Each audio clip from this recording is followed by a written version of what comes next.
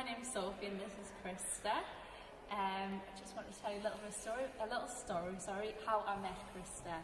So I had been heavily involved in the New Age, and I had got myself in a very dark place. I actually developed a physical illness, and I ended up in hospital in 2016.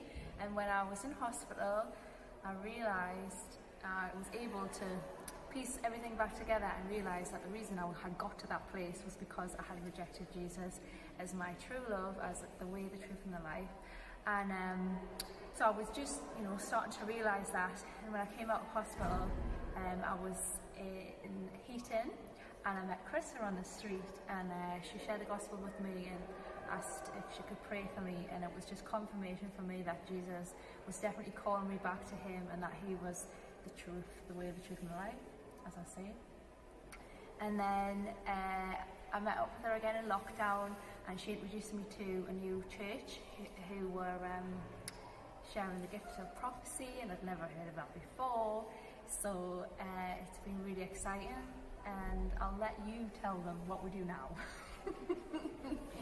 So yeah, back in 2016, we were going on the street, talking to people about Jesus, hoping that Lord would lead us to people who wanted to hear, who wanted God, who were curious. When we met Sophie, it was powerful, and it was just so amazing to get a text from Sophie kind of 1 or 2 years later, after it all gone quiet. We hadn't met up for a while. Sophie was just on fire for Jesus. That was exciting. So we started talking more and more, kind of sharing what God had been saying to us and teaching us and showing us. And Sophie just had such a passionate heart for evangelism, and I'd been quite rusty. I hadn't been out on the street for a while talking about Jesus, so we decided to go out again, and so that's what we do.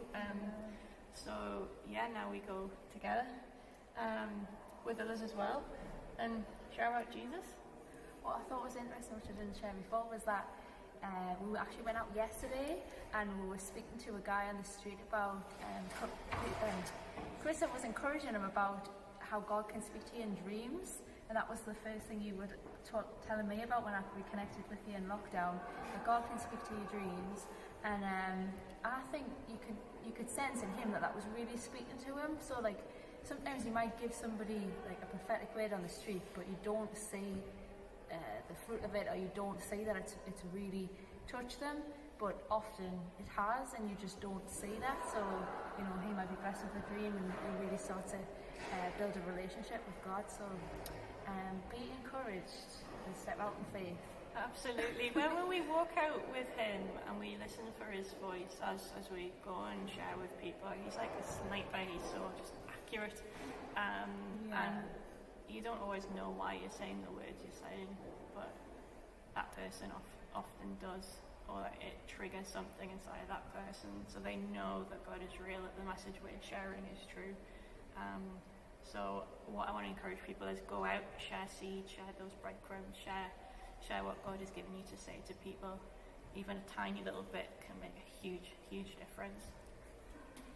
And the reason Heather told us to do this, because she wanted to let you know that even if you're a normal person like me, Christa, we are not normal. We are normal. But we are. This is it. We are not perfect. We are.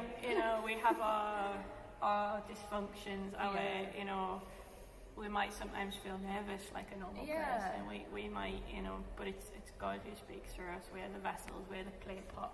It's what we carry, it's what he speaks that is so powerful. Yeah, because that's it. Like I am quite a shy person. I don't really want to go and speak to everyone, but he helps you do that, and he makes it easy for you, and he makes it fun for you. So it's definitely a good thing to do.